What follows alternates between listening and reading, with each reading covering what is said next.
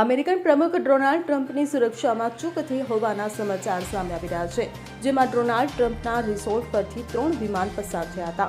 હડકંપ મચ્યો હતો. આ ઘટનાને પગલે સૈન્યએ દખલ કરવી પડી હતી. જો વાત કરવામાં આવે તો અમેરિકાના ફ્લોરિડામાં પ્રમુખ ડોનાલ્ડ ટ્રમ્પના માર-એ-લાગો રિસોર્ટ પર 3 સિવિલ વિમાનોએ કથિત રીતે એરસ્પેસનું ઉલ્લંઘન કર્યું હતું.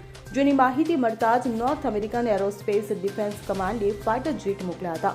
આ ફાઇટર જેટે ત્વરિત કાર્યવાહી કરતા આ 3 વિમાનોને સિક્યુરિટીવાળા વિસ્તારોમાંથી દૂર કરવામાં આવ્યા હતા. મળતી માહિતી મુજબ એરસ્પેસ ઉલ્લંઘનની ઘટના સવારે સ્થાનિક સમય અનુસાર 11:05, 12:10 અને 12:50 કલાકે બની હતી. ત્રણેય વિમાનોએ પામ બીચ એરસ્પેસમાં શા માટે ઉડાન ભરી તે અંગે સાચી માહિતી મળી શકી નથી.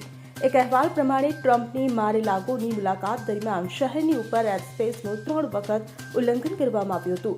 એરસ્પેસ ઉલ્લંઘનની 2 ઘટનાઓ 15 ફેબ્રુઆરીએ એક રાષ્ટ્રપતિ દિવસ એટલે કે 17 ફેબ્રુઆરીએ બની હતી.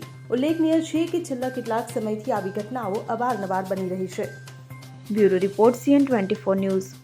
હવે જુઓ દેશ દુનિયાની તમામ ખબરો તમારી આંગળીના ટેરવે.